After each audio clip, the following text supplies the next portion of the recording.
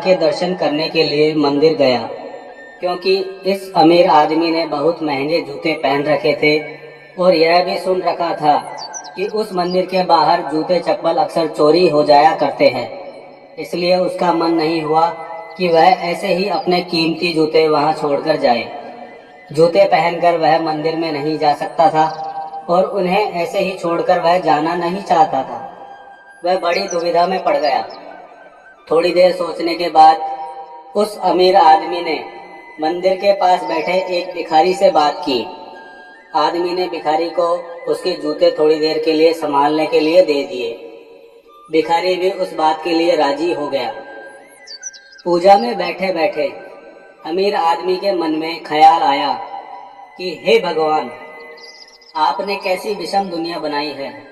मेरे जैसे कई लोगों को आपने पैरों तक के लिए कीमती जूते पहनने लायक बनाया है, लेकिन उस बेचारे भिखारी जैसे अनगिनत लोगों को रोटी खाने के लिए तक भीख मांगना पड़ता है।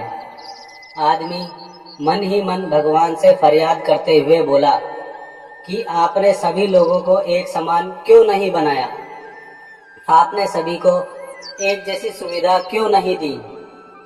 फिर उसने मन ही मन ठाना कि वापस जाते समय वह उस भिखारी को 100 रुपये देकर जाएगा। पूजा खत्म होने के बाद जब अमीर आदमी बाहर आया तो ना उसे अपने जूते दिखे ना ही भिखारी।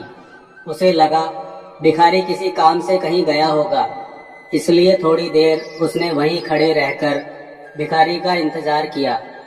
काफी देर तक इंतजार करने के बाद भी जब भिखारी वापस नहीं आया तो अमीर आदमी ने अपने आप को ठगा हुआ महसूस किया।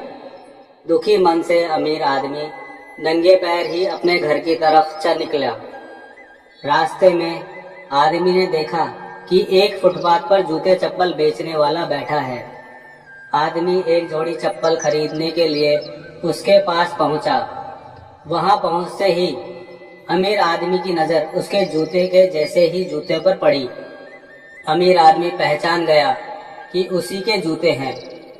पूछने पर बेचने वाले ने पहले मना किया, लेकिन बार बार पूछने पर और दबाव देने पर उसने माना कि यह जूते उसे एक भिखारी 100 रुपये में बेच कर गया है।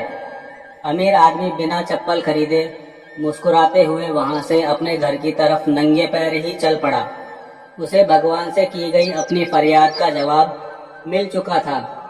उसे समझ में आ गया कि जब तक लोगों के कर्म एक जैसे नहीं होते तब तक सब एक समान नहीं हो सकते। भगवान ने उस भिखारी की तकदीर में 100 रुपये लिखे ही थे, लेकिन कैसे कर्म करके उन्हें लेना है यह उस भिखारी के हाथ में था। वह चोरी ना भी करता फिर भी उसे 100 रुपये मिलने वाले थे।